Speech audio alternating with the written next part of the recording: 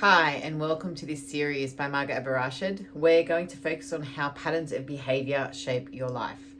So while I go through this topic and discuss, just to let you know, I do have my clipboard on my lap. So if you see me looking down, which I'll try and avoid as much as possible, it's just to ensure that I do capture absolutely everything that I want to deliver in this series. So let's talk about what generally is a pattern of behavior. It's an unconscious reaction. I'm going to start off by saying something that we frequently do, something that we frequently engage with in response to what's happening for us in life.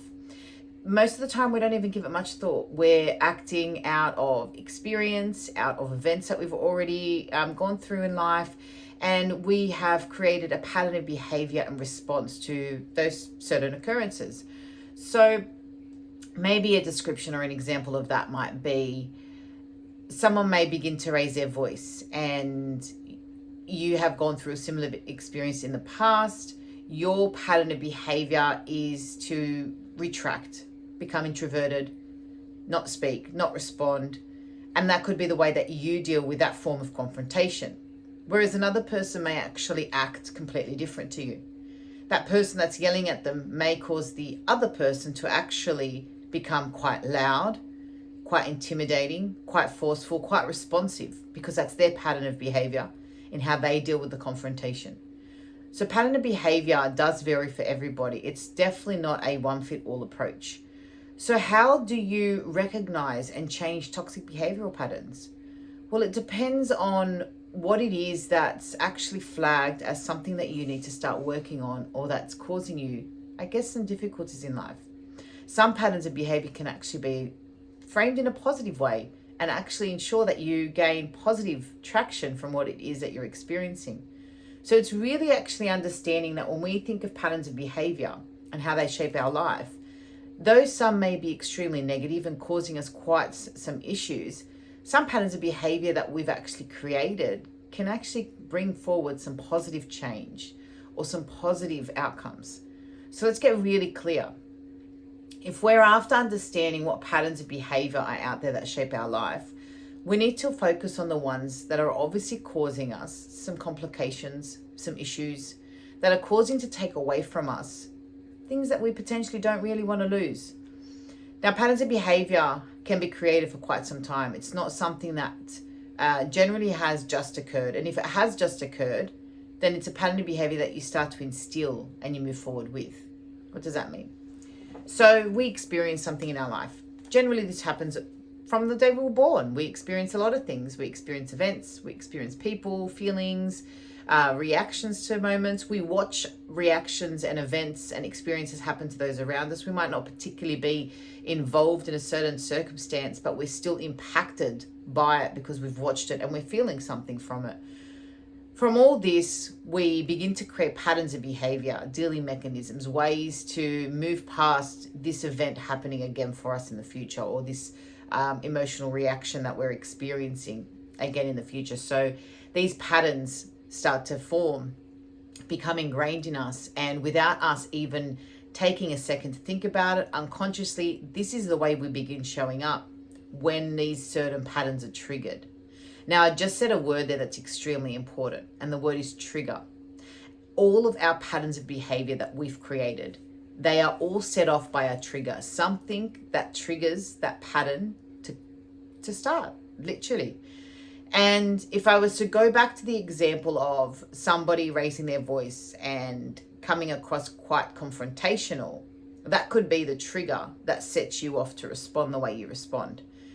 Triggers can show up in very, very different, various ways. And it's actually working to understand what is the trigger that sets that set of pattern off, that pattern of behavior that I need to be aware of. Because recognizing a pattern of behavior and being unaware of the trigger is going to be really, really hard to work with. Only reason why I'm saying that is because it's like trying to build a house from the roof down. It's really not going to work as best. You'll probably get a house up, but it's going to be quite a struggle. Whereas to understand the trigger is like literally setting the base, setting the foundation, laying the slab. And then as you're starting to brick up and do all the form work, that's the pattern of behavior that you're working through.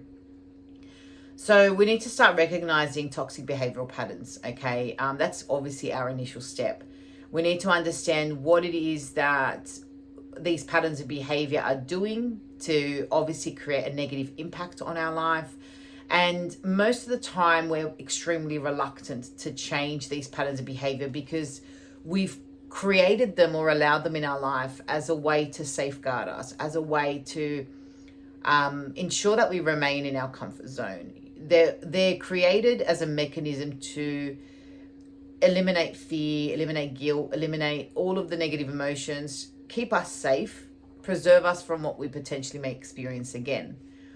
So we are generally very reluctant to change a pattern of behavior that's been created.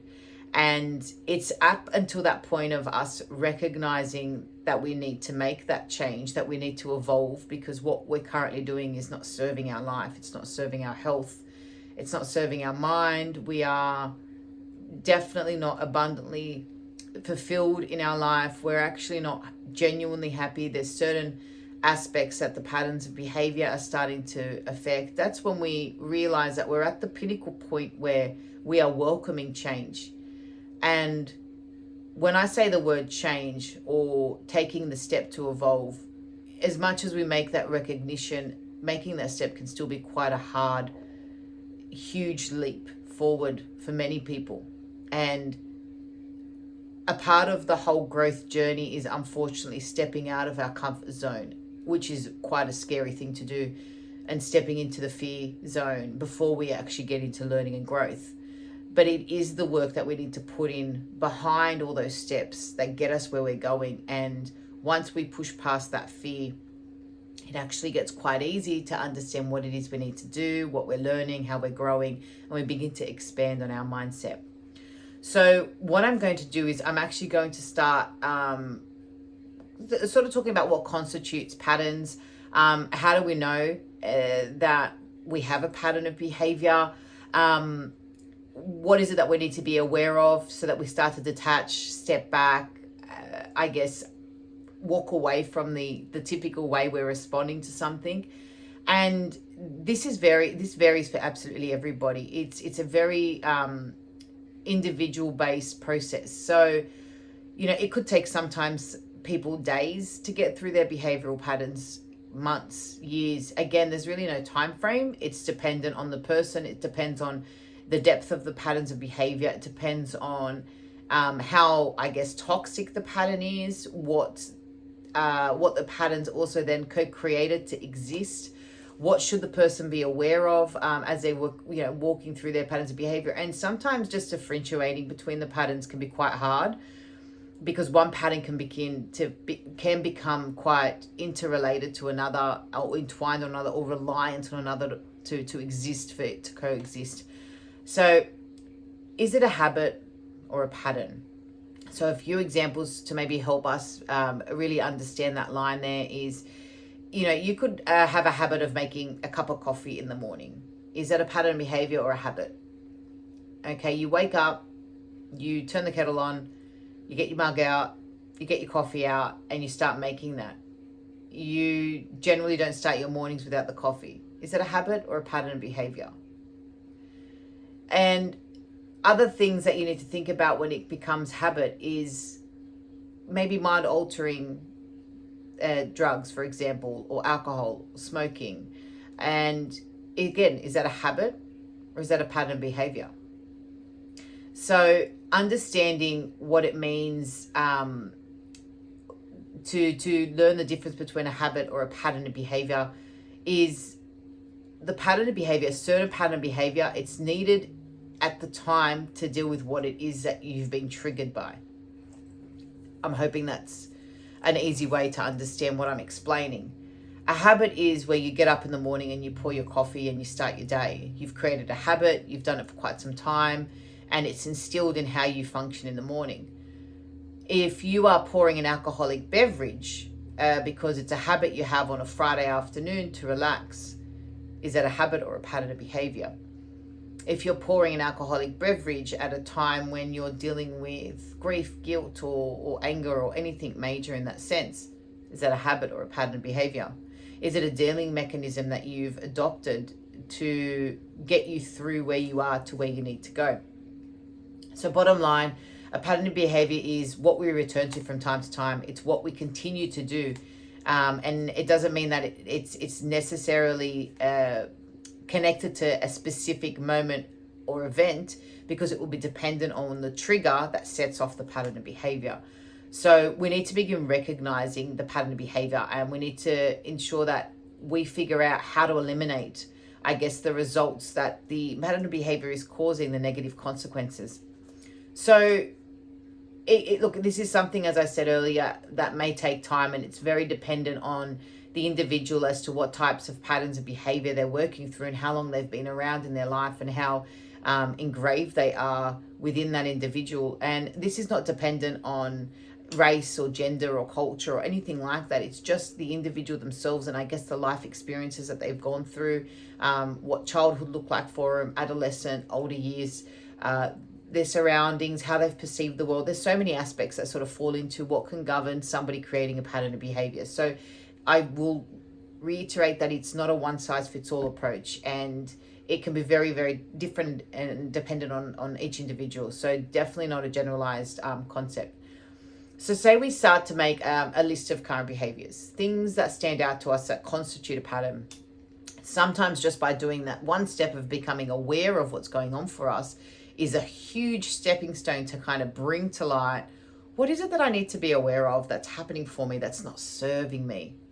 Well, if I write down a pattern of behavior, what triggered me to do what I just did in that pattern of behavior? And it's like just allowing yourself to reflect on, the negative patterns that are causing toxicity in your life, already starts to make you aware of what it is you need to change, what it is you want to change, how you feel about that, what's serving you, what's not.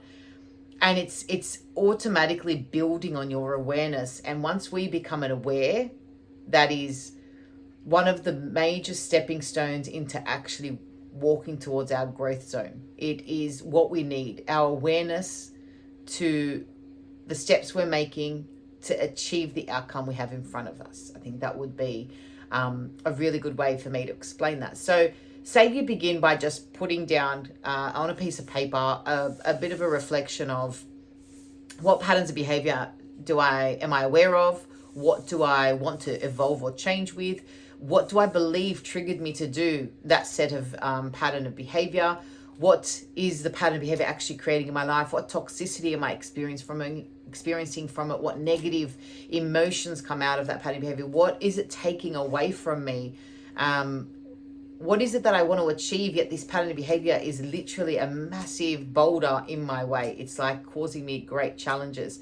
So once we start to assign those negative emotions to it, we also do the flip side of that. What does this pattern of behavior give me? What positive outcome do I experience? What positive feelings do I experience? And it gives us a view on why are we also cradling a pattern of behavior to coexist in our life. Because with every pattern that we do, we have actually found a way to justify to ourselves why it exists. And I know sometimes that's a hard pill for a lot of people to swallow, but when we do something in life, no matter how negative it actually seems, no matter what it takes away from us, something within us has created a reason for it to exist. As I said, it could be a way to safeguard us from ABC, but we have given it a positive ticket to exist in our life.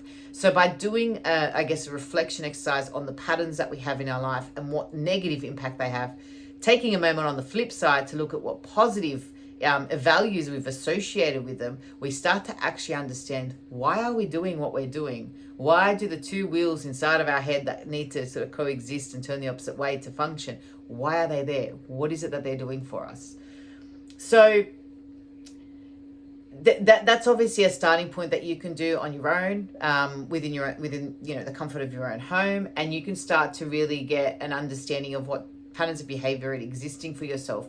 And there's nothing wrong with wanting to take care of, family responsibilities, obligations, because they may come up as you're doing the exercise. as you're starting to write down your patterns of behavior, there could be alternate people or events that are impacted by what it is you're choosing to do. And that's when you bring them all into the reflection exercise. Put it all down on the paper. Understand, what does that pattern of behavior do for me? How does it impact those around me? My work, my family, children if you have any, your partners if you have any, mum, dad, siblings, aunties, uncles, friends. Write them down. As people come up at that certain aspect on your reflection exercise, put them down against that particular moment that you're associating the two with. And it will also help to understand, again, what is that pattern behavior either doing for you, taking away from your life, and how have you supported it living in your life? What have you done to ensure that it doesn't sort of leave on its own?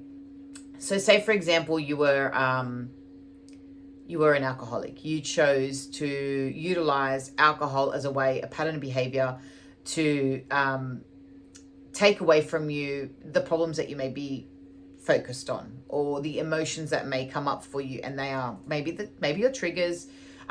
Maybe it's more work related. Maybe you choose alcohol as a way to relax at the end of a day because you've got an extremely high stressed role, and it's your way of calming down before you go to sleep.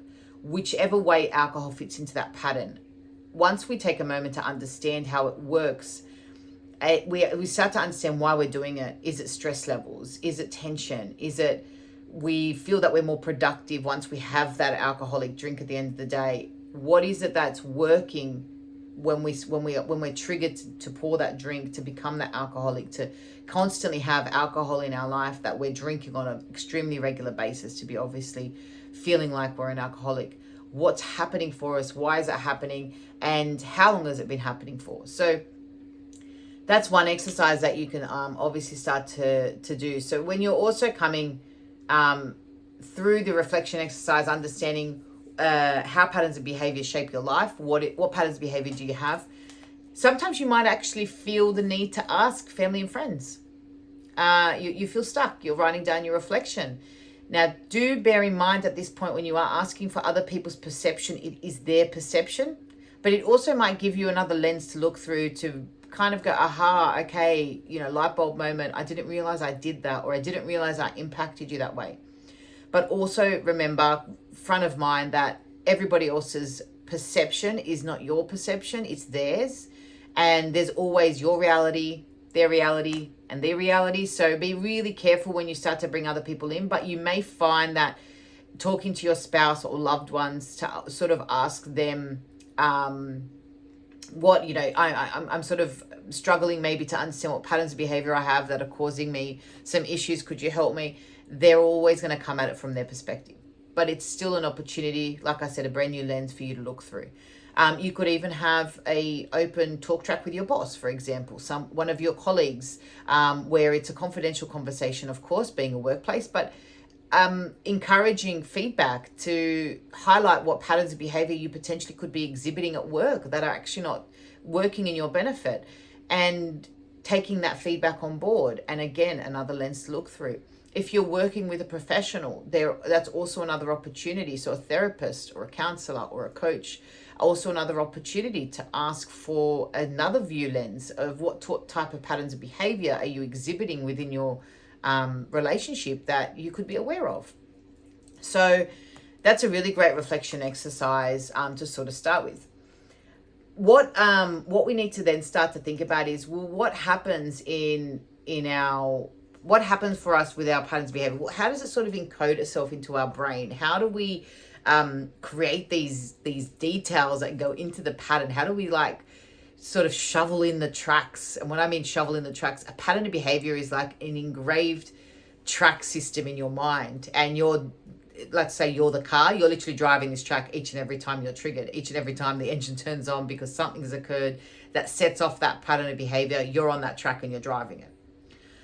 Sometimes the tracks are really shallow, and sometimes those tracks are dug so deep they're like trenches that you feel like the car's going to literally fall into them and not come back out. But surprisingly, you do come back out of them because they're patterns of behavior that you keep falling back into and doing them over and over again. So what are some ways to understand how do we encode these details in our mind? How do these patterns of behavior that shape our life coexist within us? How are they actually happening for us? So I'm going to use a word which many might not know what it means, but I will explain it. So submodalities is how we actually understand the encoding details behind these behavioral patterns that I refer to. So submodalities are literally the subsets of modalities. What are modalities? So our visual, our auditory, our kinesthetic, olfactory and gustatory. And then we've also got auditory digital. So visual, obviously how we see things. Auditory, how we hear them. Kinesthetic is how we feel, the feelings associated. And then you've got olfactory and gustatory, smelling and tasting. And then auditory digital is our self-talk, how we actually talk to ourselves, our internal dialogue. We could speak out loud, we could speak in our mind, but it's our self-talk to ourselves. We're not physically having a conversation with somebody else, we're having it with ourselves.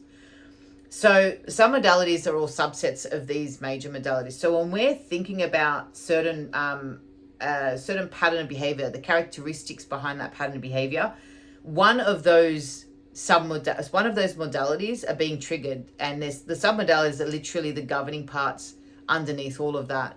So how we see things. When I say how we see things, submodalities is how our mind is making up these patterns for us. So whether we see it, whether it's a picture in our mind, whether we hear it, whether we feel it, there's going to be certain characteristics in how we see, feel, hear, etc. For each person, it's going to be individual to that person, but those are the submodalities I refer to. So for example, I'm a visual person and I tend to already have pictures in my mind of certain things as I'm asked about them. So when I am asked about so a pattern of behavior I used to have was biting my nails quite some time ago, which thank God I worked to remove, because, well, let's just face it, it's never nice to have bitten down fingernails. So when I think about my nail biting behavior, my pattern of behavior to bite my nails, I have a picture in my mind of what that looks like. And for me, then it's also, well, within that picture, you know, what's happening? Where's it located in my mind? Where am I seeing it? What kind of coloring is it? Is it colored? Is it black and white? You know, there's so many internal facts that then go into that picture that you need to understand. And I'll go into a bit more detail. This is something that you would work with a professional practitioner on, so an NLP practitioner with. And other various modalities can also cater to help you understand what sort of some modalities are existing for you when it comes to certain patterns of behavior, and then how you visualize them in your mind, or as I said, hear, etc. So what kind of modalities are being utilized when that pattern of behavior needs to be considered. So we have a certain picture in our mind, okay? It's got certain characteristics, it's got a certain way of existing for us, and this is what we're working to change. We're working to evolve, because the current way it is not how we want it to be. It's not serving us. It's creating the pattern of behavior we do not want. Therefore, this is what we're going to work with to move ahead. So let's do a little exercise together right now. So if I was to say to you, can you please remember a specific time where you were totally motivated? Totally motivated. You know that motivation I'm speaking about? A point in your life when you felt so motivated that you potentially couldn't feel any more motivated. That's how motivated you were. You were ready to go. You had that much motivation. And I want you to go back to that time. Go back to that time, that specific event when you felt totally motivated. Take your time, go back. I'll give you a couple of seconds. Now, as you go back to that time, as you're finding it, as you find it, you secure it, I want you to step back into that point, that moment, that specific moment. Close your eyes if you feel more comfortable to do so as you're doing this exercise. As you step back into that time when you were totally motivated, I want you to step into your body. Step in as if you're looking through your own eyes into that event. What did you see? What did you hear? What did you feel that you knew you were totally motivated? What was it about that point? At that moment, I want you now to take that very event and put it out in front of you like you're in the picture. You're seeing yourself in the picture. You are no longer looking through your own eyes. You are seeing yourself through that picture as if you're on a movie screen, but it's a frozen screen. I want you to push that picture right out in front of you. Push it as far out as you can, as fast as you can, all the way out in front of you. And as you're pushing it further and further and further in front, I want you to just begin shrinking that picture. Shrink it so that you're still seeing yourself in the picture, but push it so far out and so far out in front of you. And as you shrink it, make it darker and darker and darker. Now, as you're standing there looking at yourself in that picture, where are the emotions? Where is that feeling of being totally motivated? It's not going to be there. It's not the same. It's not the same as when I got you to step directly into the event looking through your own eyes. And that's understanding that because it's in front of you and you're looking at yourself, you're dissociated from the moment. When you were in it, when you were looking through your own eyes, you were associated with the emotion. You were feeling the emotion, seeing the emotion, hearing the emotion. And it's as simple as understanding that we have that ability is to begin working with it and utilizing it to evolve and change and succeed in what it is that we're trying to succeed when we're working with our patterns of behavior. So another way I like to think about it, and this is my personal metaphor, it's like when you've got that specific outfit, okay? Let's think of that, maybe that if you're a female, that dress, that one dress, when you put it on, you just feel on top of the world. Like you look amazing, you feel amazing, anything and absolutely everything is like at your feet. You know you own the day wearing that dress. What about men? What about when you put on that suit that just tucks nicely into all of the areas of the body, really makes you feel great. You feel like as you strut your stuff, you are just sexy, hot. All the women are looking at you. Anyone around you is looking at you, and you're invincible. That's exactly how you feel. It's like an outfit. Now, do you feel that when you don't have the outfit on? Well, not exactly, because you're not wearing the outfit, right? But you can go put the outfit on and feel all those things that are associated with the outfit. Now, how come when you put the outfit on, you're associated, yet when you take it off, you don't feel all those things anymore? Because you've got a choice, right? Now, there's nothing stopping you from taking yourself into those emotions that you feel when you're wearing the outfit, but not physically have the outfit on, and utilize those emotions, those abilities, those attributes, whatever it is you want to call them, in each and every other moment of your life. Now, yes, there is a tool to help. It's a tool to help you train yourself to get there. And what I mean by tool is you've got to work on it. You've got to work on it and work on it and work on it, build your awareness, understand how you can utilize all that. And when you start to work with a coach or other various professionals and you're working on all these abilities, all these techniques, they're all things that you can do for yourself then. So what we need to start to think about is when we're discussing patterns of behavior, it's like, well, not only do we have to understand what are they and how do they work for us, we're obviously there building our self-awareness to the significant problems that they're causing for us in our lives, what kind of repetition they have to them, how often we're exhibiting the pattern of behavior. We then can start to do a bit of a comparison, a co-compare between how are we doing it to how do we want to do it, okay? And when we're starting to do this, it could be something like understanding something you really dislike, finding something very similar in nature that you actually like, and then working through what I was just talking about, your submodalities and how you view them, and shifting what you dislike into, what you like into what you dislike. I just had a moment of going blank. So when we don't like something, we want to remove it, but we want to change it with something that we do like to do. We want to create a new path that once we take away the old one, something's been replaced. Why we do that, and I'm not going to go too deep into that because it is another discussion, which I will touch on in another series. But when we're removing the way we do things within our unconscious mind, we do have to replace them with something else, because our unconscious is that smart that it will actually recreate what we've worked to remove, because there's a bit of a void in our pathway. So we have to be really clear that when we are removing something we dislike, we are moving into something we like. We are replacing it with something we like. We are working to change the way we approach it into the way we want to approach it. So there's various techniques that you can do. Okay, we can work like I said, a like to dislike script where you want to maybe stop eating that ice cream that you eat so much of. And let's just say something similar to ice cream could be, for me personally, I'm not much of an ice cream eater, but let's just say it's yogurt. Okay, yogurt and ice cream have got quite a similar consistency, quite a similar look to it even.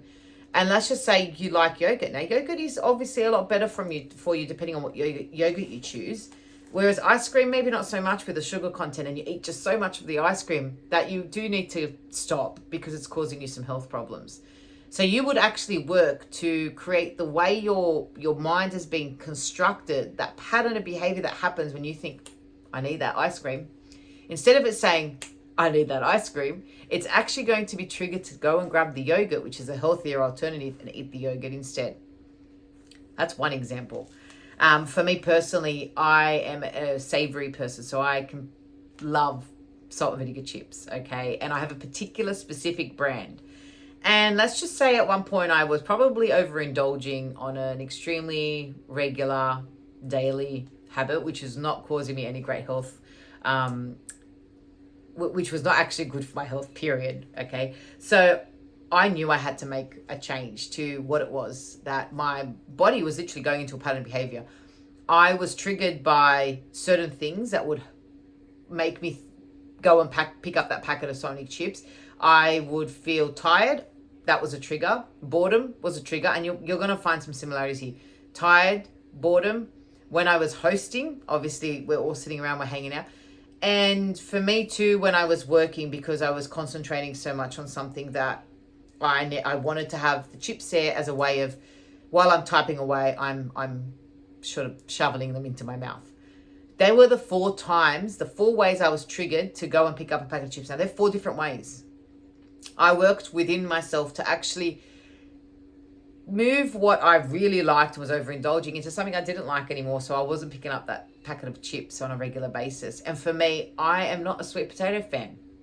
So let's just think for a moment, sweet potatoes. There's baked chips that are made out of sweet potatoes. I'm not a sweet potato fan. They taste absolutely horrible to me. So apologies to those who love sweet potatoes.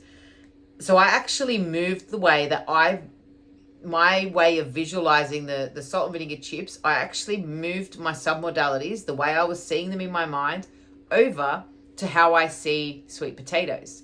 And therefore, when I was triggered by what normally would have walking towards the salt and vinegar chips, I was actually creating a new habit that I was going to walk towards the sweet potato chips, which isn't something that I like to do, and I wasn't doing it so often. That's just one example for me. There are other things that we can do. So say, for example, a pattern behavior which you tend to go through, and it could be something around minor bad habits, minor negative emotions. I'll give you an example. I worked with a client who used to walk past her bedroom door, and if the bedroom was a mess, that would instantly trigger her to feel frustration, and that's just a minor negative emotion. And because of that frustration, she would literally watch an avalanche happen for the rest of the day. The frustration would move with her through her work, through her conversations, through her friendships, through her relationship with her partner. She would just have this edge of frustration. And she used to get to the end of the day and not understand where and why the frustration was even existing in her life. Nothing stood out to her. So when we were working together, when she started to explain her day to me, and the room is a mess, and obviously I asked the question, well, how did that make you feel? It made me feel frustrated. It was a light bulb moment for her. It was like that recognition that from the very beginning of the morning, because she was so strapped on time, she didn't really invest time to tidy the room. That was causing a pattern of behavior in her. She was becoming frustrated because of the lack of time and the room not being at the standard she wanted it to be, and she felt it was messy and all these other things that was happening for her. That was the trigger that was creating the pattern of behavior into frustration, and then she was just taking that with her all throughout the day in every other thing that she did. So we worked together, and that's through the utilization of a swish pattern. We actually worked together to changed the way she felt when she saw her room into a mess. She said to me, Margot, I just want to walk past my room and just feel calm. I just want to feel at peace, you know. In that time in the morning, I am busy getting ready for work. I've got other things that I need to consider. My room's just not my priority, but I want to walk past it and I want to see it the way it is and I want to just feel at peace. So we worked together on a swish pattern, really easy, quick technique to help change the way in which our mind is creating our reaction to the room. And instead of us going through, or her in particular going through a feeling or a pattern of behavior of frustration, she was then changing the way the trigger was being recognized. So she was actually feeling peace when she saw the room and it wasn't affecting her the way it was affecting her through the frustration. She changed her pattern of behavior. She created new pathways within her mind, new neuro pathways. So she was replacing what was currently there with what she wanted. And therefore, when her mind was seeing the room a mess, the trigger that would generally set off the pattern of behavior into frustration, the trigger was now replaced with the trigger of feeling peace and calm. And she was actually starting her day off with that feeling of peace and calm. And that was moving with her, which was obviously getting her better results than sort of starting the day with the frustration she was feeling. Very, very basic example there. And there are many others I could go through, but just to keep the conversation flowing. So the other things that we can also do is dissociated techniques. So again, these are things where if people have gone through potential tragedy or tragedy or areas that have created phobias for them in life, their pattern of behavior around them events would have created, some way of feeling comfort or ensuring that they wouldn't go through that tragedy again. Or if it's a phobia, keeping them away from what it is that's causing the phobia to be set off, to be triggered. So, dissociating techniques where we're actually able to work with those events and dissociate the emotion that's connected to them. Therefore, we actually work to remove what triggers us into that negative pattern behavior. So all of these are all utilized through the various submodalities, how we view the picture in our mind. And again, I do highly encourage that you're working with a certified or registered practitioner, someone that is definitely registered in the space of NLP, like myself, for example. And why I say that is to ensure that you're actually performing these steps correctly, and not saying that you can't actually perform NLP on yourself. Okay, there are people that have been able to, strengthen their ability to perform these types of techniques on themselves. But if anyone knows Gregory Bateson, if not, look him up. He is really good. One of his famous quotes were, the man, so us as humans, cannot be his own physiotherapist. Sorry, I just went blank on that word.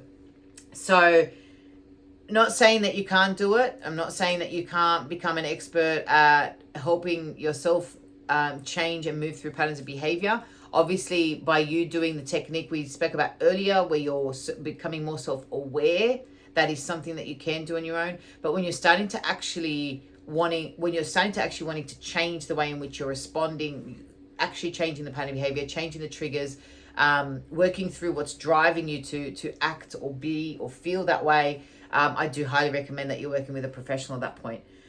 So another thing maybe also to consider is some of the patterns of behavior that we adopt or take on board aren't even ours, aren't even events we've experienced, aren't even things we've gone through. They could potentially be universal. And what do I mean by universal? It means that we watched somebody else go through it. We heard someone else's belief on something. We saw how someone else felt on a topic. And we took it upon ourselves then to create a pattern of behavior. Where could that potentially come from? For example, us as children, our parents, our guardians, whoever it is that raised us, they're going to have certain beliefs, certain ways of living, cultural driven, religion driven, whatever it might be. And because of that, they obviously unconsciously condition the children that they're raising by the way that they believe, life needs to be lived. And again, it's not a right or wrong there, but we are then subjected to taking on beliefs that aren't even ours. So I'll give you a really, really basic, what I mean by a universal belief. we all believe the sun's going to come up tomorrow. That is a universal belief. Everybody believes the sun's going to come up tomorrow. It doesn't matter where you are in the world. Now, whether there's clouds or not, that's irrelevant. We all believe the sun will come up tomorrow. Now, that's a belief shared by everybody, not one person specifically. Someone that's religious could have a universal belief that if you don't follow the religion and you're not attending church or a mosque or a synagogue, anything that's a religious building, then you're not actually abiding by the rules of the religion. Again, not one person shares that. It is a universal belief that that's potentially going to cause you some complications in your religion. And again, religion is quite a taboo topic, but it's still something to give you a bit of a comparison on. So working on your self-awareness, that's a tool, just like going to the gym. You can strengthen it more and more each day.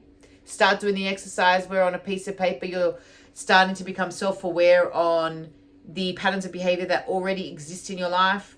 Talk about what negative impact they have, what negative emotions are associated. On the flip side, what positive impact do they have on me? What positive emotions do I experience? What do I gain out of them? Really understand the yin and yang. And there's yin and yang in absolutely everything. Where there is light, dark must follow, and vice versa. When you're also thinking about your patterns of behavior, really focus on the solution, okay? We're always working towards our outcome, towards our desires, but we got to remain solution focused in that approach. So there's no point in trying to change something if you're not trying to, hold on. Always approach something solution focused, okay? You're always trying to find the solution so that you're walking towards it. That's how I was meant to say that. So